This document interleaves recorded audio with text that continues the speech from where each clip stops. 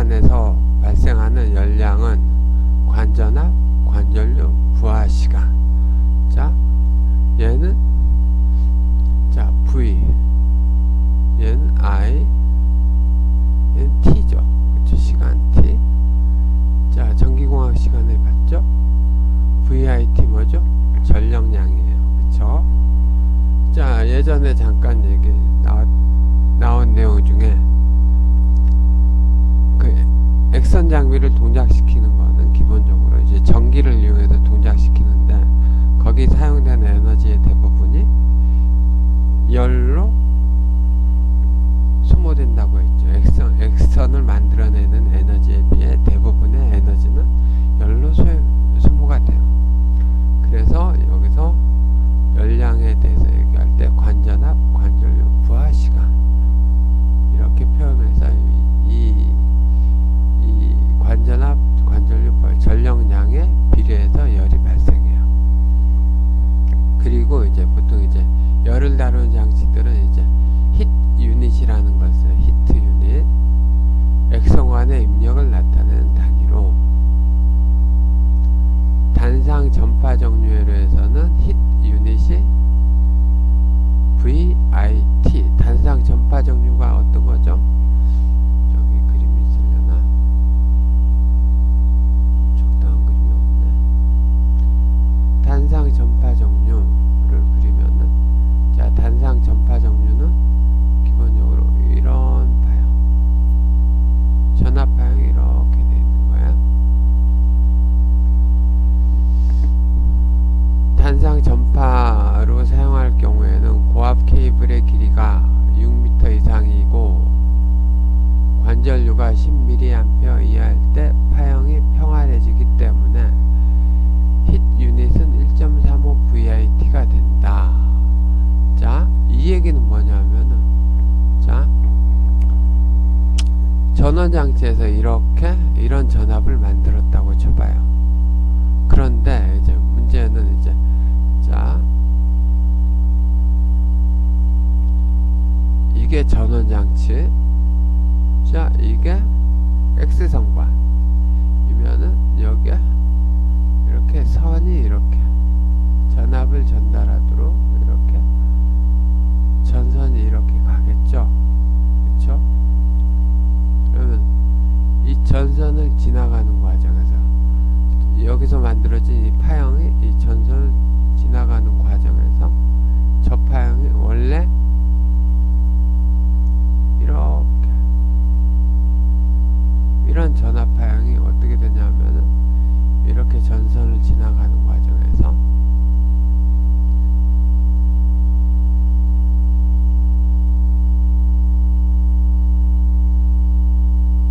이런 식으로 파형이 이 전선의 특성 때문에 전압 파형이 이런 식으로 변화하게 돼요. 그럼 이 초록색에 비해서 이 오렌지색이 훨씬 더 직류에 가까워졌죠. 여기에서 설명하는 내용이에요. 고압 케이블의 길이가 6m 이상이고 관전류가 10mA 이하일 때 파형이 평활해지기 때문에, 자, 이 전선이 작용을 한다는 얘기예요. 그래서 히트 유닛이 앞에 1.35가 곱해진다는 얘기예요. 그다음에 삼상 전파에서는 히트 유닛이 1.35 곱하기 전력량, 정전압에서는 1.41 곱하기 VIT 전력량. 그리고 콘덴서 방전회로에서 이게 포터블이나 이런 장치에서 얘기를 하는 건데, 이것마저도 이제 요즘에는 이제 과거에는 그냥 콘덴서에 축적된 전하를 사용하는 형태로만 했기 때문에 히트 유닛이 이런 식으로 0.7 곱하기 C, 얘는 콘덴서의 용량 C, 정전 용량 얘기하는 거예요. 그 다음에 초기 값, 그 다음에 나중에 값. 이 얘기는 뭐냐면은 콘덴서가 이거죠.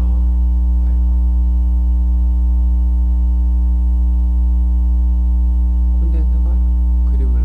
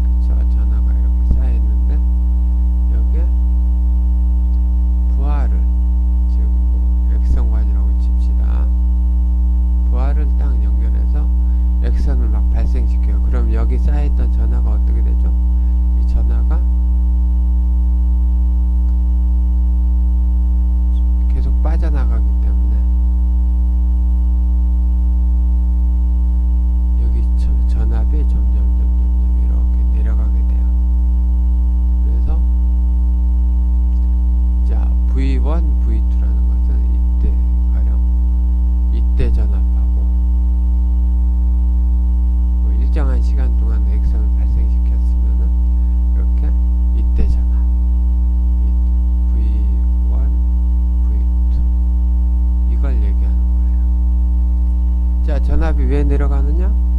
학생들 기억하나요? Q는 CV. 자, 전하를 계속 사용한다. 이렇게 동작을 시키면 전하가 계속 빠져나가죠. Q가 내려가죠. 콘덴서는 고정값이기 때문에 전압도 당연히 같이 따라 내려가죠.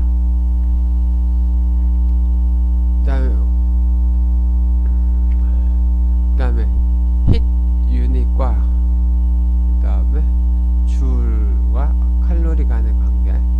원 힛 유닛은 0.71 와트 세컨이고, 와트 세컨은 그냥 그 줄하고 같은 단위니까 열량을 에너지를 얘기할 때 이 에너지는 줄과 칼로리 사이에는 0.24가 곱해지면은 줄이 칼로리로 변환이 되죠. 그래서 이렇게 표현을 하고, 자 여기도 0.71. 자 학생들 이거 기억하려나? 루트 2는 1.4죠. 그럼 루트 2분의 1 0.707.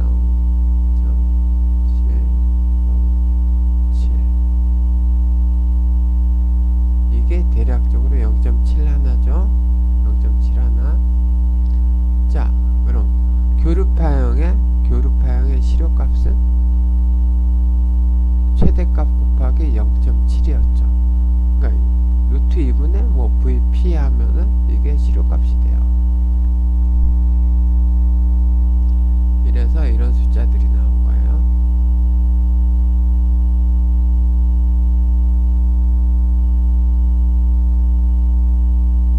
자, 연속 화용부하를 결정하는 인자. 연속적으로 사용을 한다는 얘기죠. 연속 화용부하는 양극 연용량보다는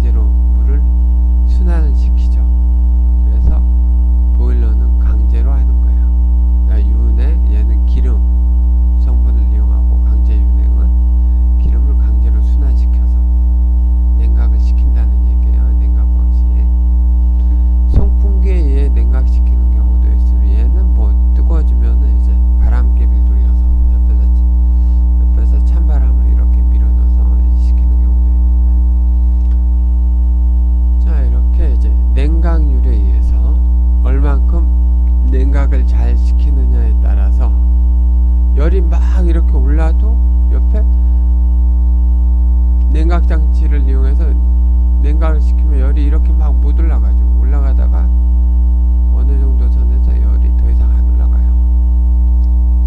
그래서 허용부하가 뭐냐면 연속 허용부하는 냉각률에 의해서 결정이 되는 거예요. 결국 이제 양극이 견딜 수 있는 온도는 냉각률에 의해서 결정이 된다 이 얘기예요. 그리고 여기 앞으로 나올 내용에 앞서서 이제 용어가 있는데 축적 열 용량과 냉각 곡선. 양극 축적 열 용량은 양극에 축적되는 열량의 최대 허용값. 이게 뭐냐면은 예를 들어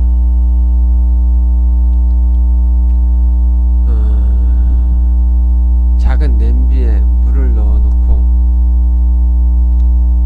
밑에서 불을 뗀다고 쳐봐요. 물이 끓을 때까지 가해준 열량, 그쵸? 이거랑 작은 냄비일 경우, 그 다음에 큰 솥의 경우 물을 붓고서 밑에서 똑같은 불을 뗀다고 가정하면은 큰 솥에는 큰 솥에 있는 물이 끓는 데까지는 시간이 많이 걸리겠죠. 아까 냄비에 비해서는 냄비에 물을 담은 경우와 솥에 물을 담은 경우에 솥에 있는 물이 끓는 데까지 훨씬 더 많은 열이 필요하겠죠. 그렇죠? 그런 것처럼 큰 솥은 뭐예요?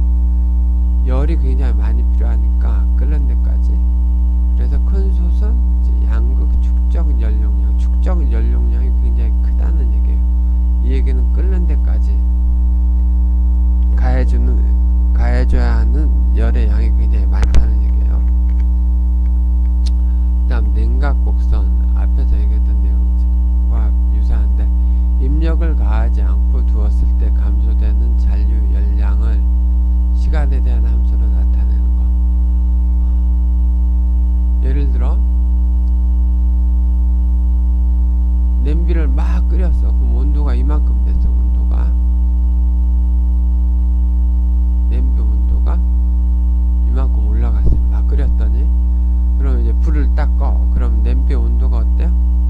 이렇게 줄어들겠죠. 냄비 온도가 점점 식을 거 아니에요. 그쵸? 이렇게 식는 과정을 냉각률을 이용해서 표현을 하는데 엄밀히 말하면은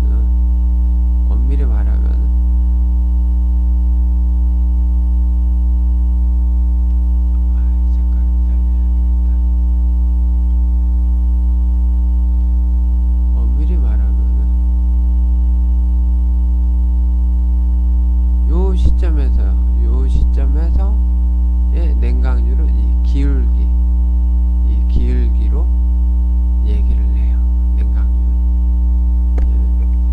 냉각 곡선을 이게 시간이에요. 냉각 곡선이 시간이 지나면서 쭉 식는데 이 식는 과정에서 특정 시간에서의 아니면 특정 온도에서 얼만큼 빨리 식느냐. 그래서 얘를 기울기를 얘기하는 거예요. 그 다음에 양극 최대 냉각률은 양극 잔류 열량의 감소율의 최대값. 자, 기울기가 가장 클 때, 물론 이 경우에는 이때가 기울기가 가장 커요. 이때가 기울기가 가장 크죠. 이쪽은 기울기가 이렇게 되겠죠. 이쪽 기울기가 가장 크고 다 식으면 기울기가 거의 0이 되겠죠. 이때를 양극 최대 냉각률이라고 해요. 액성 관장치 축적 연용량은 20도에서 허용되는 액성 관장치에 축적되는 최고 온도, 방어용 관용기 액성관을 도입한 상태에서 액성관 장치에 축적되는 최고 온도를 액성관 장치 축적 연용량이라고 해요.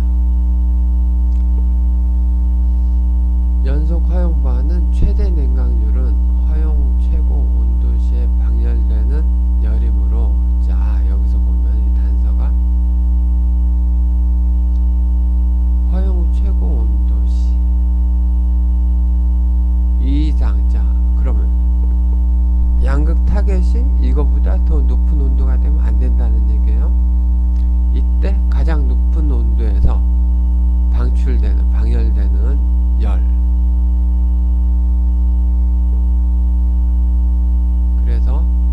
같은 열은 연속적으로 부하를 가할 수 있다. 이거는 다음 장에 있는 그림을 보면서 설명해 줄게요.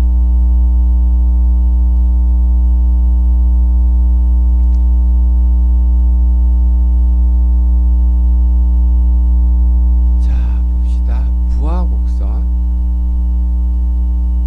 자, 이 부하 곡선이라고 딱 나와있죠. 곡선이면 얘네 얘기하는 거죠. 얘네 얘기하는 거죠. 연속적인 부하를 가할 때 양극의 열량이 축적되는 상태를 나타내는 것을 부하 곡선이라고 하는데, 자, 앞장에서 봅시다. 연속 허용 부하. 그쵸? 예, 일정한 온도 하에서는 연속적으로 액선관을 동작시켜도 된다는 얘기예요.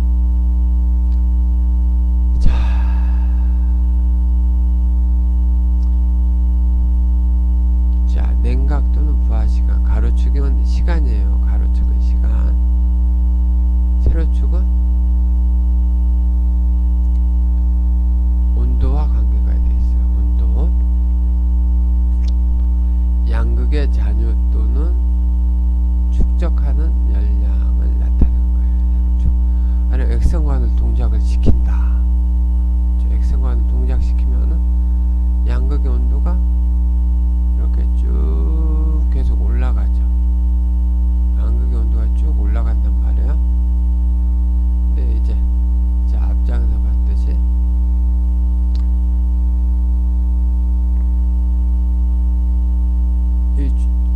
그 허용되는 최고 온도, 그쵸?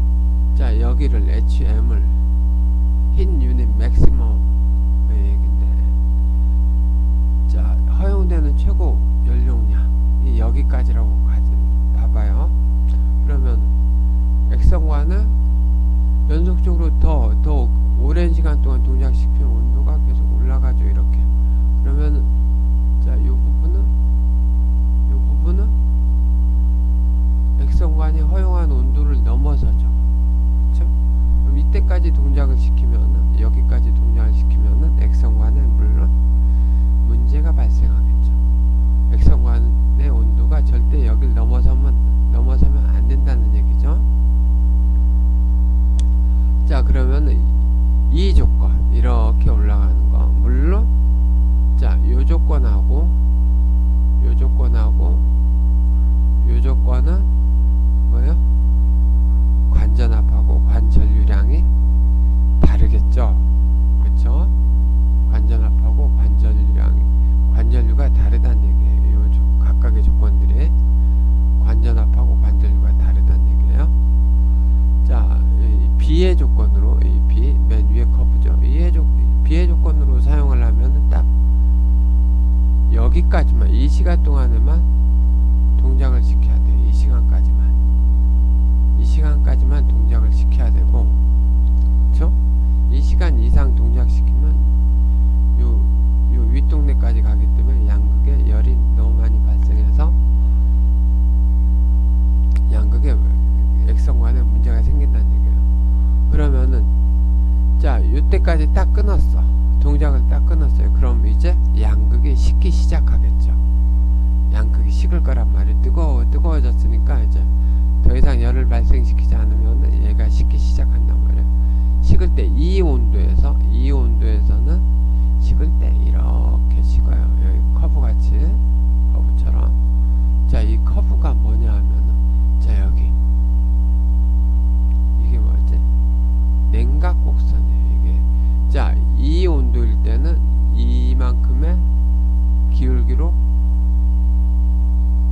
열이 빠져나간다는 얘기고, 이 온도일 때는 이만큼의 기울기로 열이 빠져나간다는 얘기고, 이 온도일 때는 이만큼의 기울기로 열이 빠져나간다는 거예요. 그러면은 자, 여기까지 동작시키고 이제 그만, 이제 관전압을 차단시키면 양극은 이렇게 감소한다는 얘기예요. 이러다가 다시 또 동작을 시킨다? 이 시점에서 다시 동작시킨다? 그러면은 자, 열 올라가는 게 이쪽 커브, 부하 곡선이죠. 이쪽 커브처럼 이렇게 올라가는 거예요. 여기서 다시 또 시킨다? 그럼 냉각 곡선처럼 이렇게 내려가는 거예요. 그럼 B 조건에서는 연속적으로 동작하면 안 되죠. 딱 맥시멈 최대 요 시간까지밖에 동작을 못 시켜요. 그럼 A 곡선, 자 A, B, C가 다 관전압하고 관전류가 다르다고 얘기했죠. 그럼 B의 곡선, B의 곡선은 뭐냐면은 B의 곡선은 뭐냐면은 자 아니 A 곡선, A 곡선은 B에 비해서 전압하고 전류가 낮은 조건이에요. 그래서 얘는 쭉 온도가 올라가는데, 액선과는 온도가 올라가는데, 자 이쯤 되면 어떤 일이 벌어요? 이렇게 쭉 동작시킬 수가 있어요. 근데 사실은 이제 자 양극 최대 연용량에 맞춰서 동작시키는 건 진짜 이게 살짝 문제 생기면 이렇게 올라가면 어떻게 돼요? 이 부분은 문제가 양극의 액선관의 문제를 야기시키는 지점이에요. 아슬아슬하게 동작시키는 거죠. 죽을둥살둥. 그렇죠? 이 경우에는 뭐 이론적으로는 연속적인 부하를 이 상태 A의 조건으로는 연속적인 부하를 만들 수가 있어요. 이 말은 연속적으로 액선을 만들 수 있다는 얘기고, 근데 위태위태하죠. 그럼 C의 조건을 봅시다. C의 조건은 이렇게 쭉 올라가는데 C의 조건 쭉 올라가는데 심하게 안 올라가죠. 그러니까 여기까지 아직은 여유가 있어요. 이 조건으로 액선관을 동작시키면 계속 동작을 시켜도 돼요. 계속 동작을 시킬 수 있는 조건이 얘랑 얘 두 가지죠. 두 개. 물론 A는 사실 아슬아슬한 거죠. 그 다음에 양극 열 특성을 보면 자 얘는 냉각, 열 용량을 이만큼 냉각시킨다는 얘기예요. 초당 216 히트 유닛만큼 냉각을 시킬 수 있다는 얘기고, 자 액선관에 열이 발생하는 건 당연한 건데, 거기에 이제 냉각을 시키게 되면 액선관의 온도가 올라가는 양이 달라지죠. 그렇죠? 얘는 냉각 없이 동작시켰을 때, B의 조건에서 냉각 없이 동작시켰을 때 열이 이렇게 올라가는데, 냉각을 한다는 얘기는 액선관의 온도를 외부에서 식혀주면서 동작시키기 때문에 얘는 이런 식으로 급격하게 올라가지 않고 이런 식으로 느리게 올라가겠죠. 그리고 일정량 이상 안 올라가겠죠. 그래서 냉각장치가 있는 경우에 200짜리 냉각장치, 500짜리 냉각장치, 667 유닛 냉각장치, 자 위로 올라갈수록 더 잘 식힌다는